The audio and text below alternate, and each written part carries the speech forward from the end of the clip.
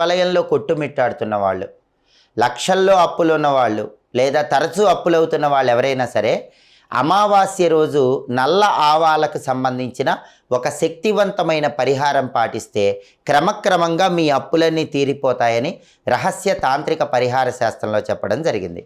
అమావాస్య రోజు మీరేం చేయాలంటే నల్ల ఆవాలు కొన్ని చేతిలో పట్టుకొని మీ ఇంటి పైభాగంలో మేడపైకి వెళ్ళి ఆ నల్ల ఆవాలు చేతిలో పట్టుకొని అప్పులు తీరిపోవాలి అనుకుంటూ ఆ మేడ మొత్తం కూడా 3 సార్లు తిరగండి.